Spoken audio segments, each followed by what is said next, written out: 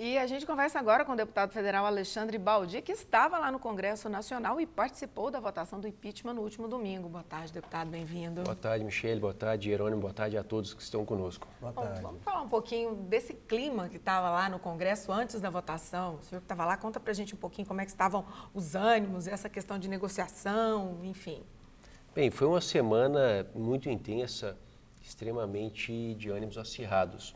O governo federal, o governo do PT, a presidente Dilma, o ex-presidente Lula, buscaram de todos os meios conseguir a votação. E a demonstração de que não alcançaram sequer 140 votos é clara de que o governo chegou à falência. Ele não só faliu com os aspectos financeiros do parte do governo, mas ele também faliu com os aspectos políticos. E hoje a crise econômica, financeira e política demonstra que o governo não tem condições de legitimidade, de credibilidade e de negociar politicamente com o Congresso para que haja continuidade. Houve muitos acordos ali de última hora? Houve muitos acordos. Se nós repararmos o Diário Oficial da União, houveram muitas nomeações nas últimas 10, 15 dias. Ainda brincávamos no plenário que conseguiríamos uma liminar suspendendo essas nomeações, onde seria um desespero total, porque o governo negociou, usou da caneta, do poder da caneta da presidente Dilma para poder comprar, obviamente, desse modo, com cargos e funções, ministros que foram prometidos. Ainda no início dessa negociação, houve a expectativa de que se nomeasse esses ministros. Mas quando a presidente Dilma discutiu com o ex-presidente Lula e preferiu postergar para após a votação, ela cometeu mais um erro nessas negociações, onde ela não conseguiu o apoio necessário. Deputado, por que o senhor acha que o impeachment passou? Obviamente, a manifestação das pessoas nas ruas, isso pesou muito para definir quem votaria ou não a favor do impeachment? Bem, Jerônimo, nós temos hoje uma crise econômica e social muito forte. 10 milhões de desempregados que são pessoas que procuram emprego. Fora, se nós incluirmos aqueles que são beneficiados pelos programas de transferência de renda e os que não procuram empregos, que o CAGED não inclui assim como desempregados, nós temos uma das maiores crises sociais dos últimos anos. Desde 1930, o Brasil não tem 2 anos com PIB negativo. Quer dizer, nós vamos decrescer, nós vamos empobrecer a nossa riqueza nacional. A indústria caiu a menos de 10 pontos percentuais de participação da economia. O emprego industrial é o que o melhor salário paga. O comércio fecha aí em torno de 1.400 lojas todos os dias úteis no Brasil. Então, quer dizer, nós temos uma crise de confiança. O brasileiro não tem coragem de assumir o crédito, ele não tem coragem de consumir porque tem medo de perder o emprego, ainda os que estão empregados. Os empresários e investidores não têm coragem de investir, porque o governo não tem agenda, não tem diretriz, não tem credibilidade. Então, quer dizer, nós temos um país em um colapso, uma economia em um colapso, com uma crise política instalada de um governo que não consegue ter direcionamento e não ter condição nenhuma de politicamente assumir qualquer tipo de compromisso e ter a confiança que irá entregar. Como o senhor está falando na questão de confiança, o senhor acha que tem legitimidade uma sessão de impeachment presidida por uma pessoa que é réu da Lava Jato?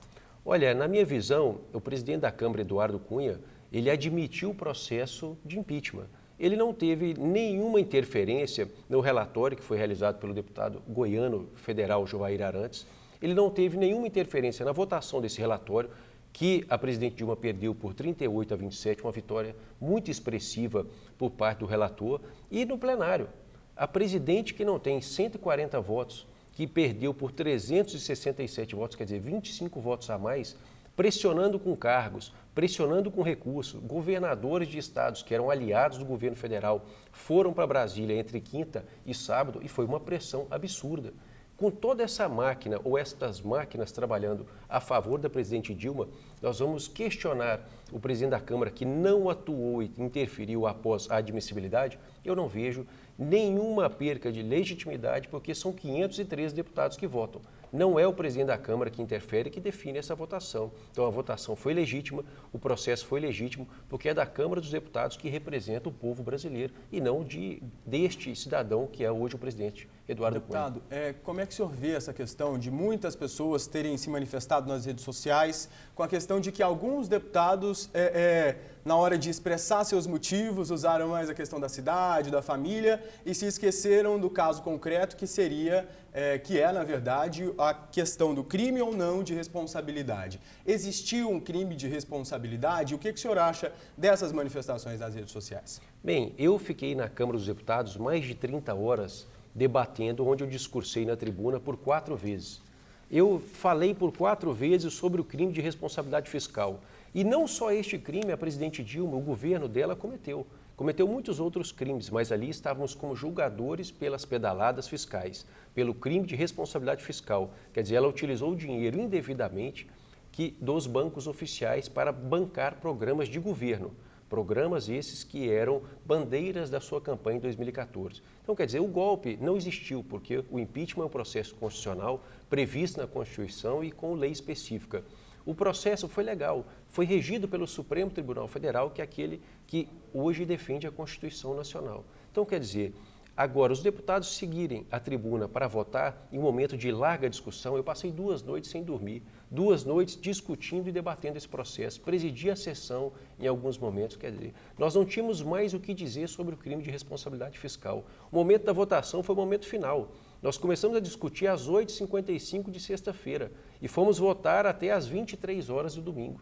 Então, aquilo é um momento de comoção, de emoção, de sensibilidade, é de muita responsabilidade, onde, pelo menos eu, em meu primeiro mandato, nunca fui e nunca assumi outro mandato. Então, quer dizer, ali as pessoas colocam o seu sentimento, com milhares e milhares de e-mails. Eu recebia 2, 3 mil e-mails por dia, recebia 6 mil ligações por dia. Por falar nessa questão de sentimento e de responsabilidade, a gente viu, por exemplo, aí a questão da deputada Flávia Moraes, que logo após manifestar o seu voto, né, a favor do impeachment, foi expulsa do partido. Qual a avaliação do senhor com relação a esse posicionamento? Assim, o senhor acredita que o partido, o peso e o direcionamento do partido deve ser maior do que a consciência do próprio parlamentar ou mesmo do respaldo dele aos seus eleitores, ao que os seus eleitores estão pedindo? Como é que o senhor vê isso? Olha, Michele, hoje o Brasil deve reestruturar politicamente. Eu acredito, é uma opinião particular minha, que nós temos que fazer uma reforma ampla, estrutural, política e eleitoralmente. Porque um partido político, ele ali representa e ele elege hoje os seus representados, mas ele não pode interferir na posição do parlamentar. A deputada Flávia Moraes merece o nosso respeito porque exerceu ali a sua vontade, a vontade dos seus eleitores, dos cidadãos. A larga e expressiva maioria é favorável ao impeachment. Então, quer dizer, eu como eleito, representando Goiás, representando o Brasil, vou ser contrário àqueles que me demandam? Como disse, milhares e milhares de e-mails, de ligações, de WhatsApps, de todos os tipos de contato via redes sociais, me pedindo para votar sim ao impeachment, e a deputada fez muito bem. Então, ela merece o nosso respeito e o nosso repúdio ao partido que exerce esse ato antidemocrático, porque isso é uma ditadura. Um partido que quer exercer uma posição por se beneficiar das benesses, né, das negociações com o governo, realmente nós temos que repudiar e avaliar, né, o critério de votar daqui por diante nesses partidos que exercem essa função. Deputado, agora o processo do impeachment já está no Senado, foi entregue, né, pelo presidente da Câmara, Eduardo Cunha, ao presidente do Senado, Renan Calheiros. Para onde o senhor acha que isso caminha? Caminha mesmo na perda do mandato da presidente? Olha, eu creio que o processo de impeachment é irreversível. Ontem acompanhei o presidente da Câmara, Eduardo Cunha, até o Senado Federal, até o presidente do Senado, Renan Calheiros, para entregarmos definitivamente o processo de impeachment, todo ele lastreado nas posições do Supremo Tribunal Federal, votado e aprovado. E agora o presidente do Senado tende a acelerar o processo. Essa é uma demanda da população, é irreversível. O povo não aguenta mais a pressão política e econômica que recai sobre o social. A população paga essa conta. Nós precisamos reconstruir a economia do nosso país. Precisamos voltar a gerar emprego, gerar confiança para que investidores, empresários, comerciantes, industriais invistam. Quem gera riqueza no Brasil e no mundo não é governo. Nós vivemos num mundo capitalista, numa economia de mercado. Quem gera riqueza são os cidadãos, são os empreendedores, são os industriais, são investidores. Então, nós precisamos promover uma reconstrução econômica para que o país volte a crescer, gerar riqueza, distribuir renda e, principalmente, gerar empregos. Só para a gente encerrar, o ex-presidente Fernando Henrique, hoje em entrevista, teria orientado que o PSDB não tivesse cargos no eventual governo Michel Temer. Como é que o senhor avalia esse possível posicionamento com relação ao governo de Goiás nesse relacionamento com o governo federal? Olha, em nenhum momento eu e qualquer outro membro da nossa bancada goiana, onde a gente teve uma relação direta, e os que eu conheço e que tive influência em termos da votação, negociamos ou votamos porque receberíamos cargo ou negociaríamos posições no eventual governo do vice-presidente. O vice-presidente é consequência da lei, ele é consequência do processo de impeachment. Hoje é Michel Temer, mas poderia ser o Jovair, poderia ser qualquer outro.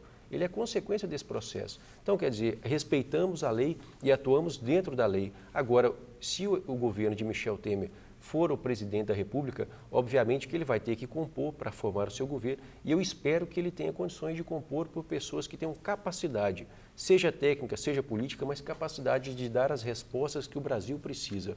O Brasil precisa gerar riqueza e empregos. Nós podemos esperar um governo que traga um pouquinho de esperança, na opinião do senhor, porque a gente tem, infelizmente, um cenário péssimo que o senhor já desenhou muito bem aqui. A gente tem, infelizmente, enfim, tudo aponta para o pior, mas o senhor acha que com um possível impeachment, o governo do Michel Temer, isso pode ajudar de alguma maneira?